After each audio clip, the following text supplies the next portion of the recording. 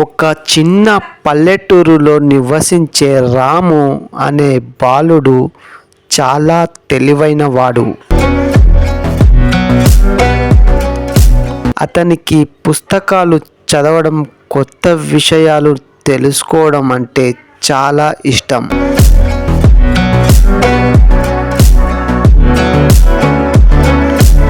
ఒకరోజు అతను అడవిలో తిరుగుతూ ఒక పాత గుహను కనుక్కుంటాడు.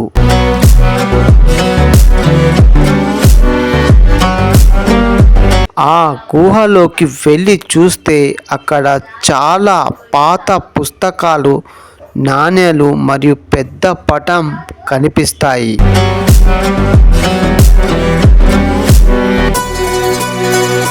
ఆ పటాన్ని చూసి రాము చాలా ఆశ్చర్యపోతాడు. ఆ పటం ఓ దాగిన నిధి గురించి తెలియజేస్తుంది.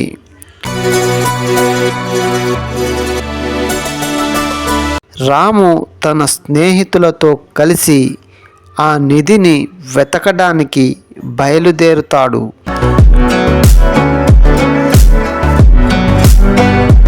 అడవిలో ఎన్నో అడ్డంకులు ఎదురవుతాయి. కానీ రాము తన తెలివి మరియు ధైర్యంతో అన్ని అడ్డంకులను అధిగమించి చివరికి ఆ నిధిని కనుగొంటాడు.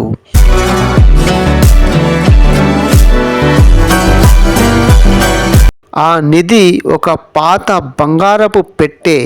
ఆ పెట్టెలో బంగారం మాత్రమే కాకుండా చాలా విలువైన పుస్తకాలు కూడా ఉంటాయి.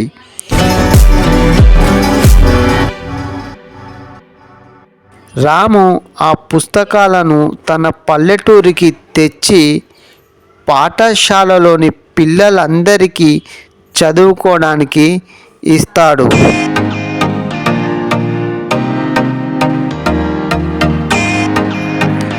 రాము చేసిన ఈ మంచి పనికి అందరూ అతన్ని అభినందిస్తారు.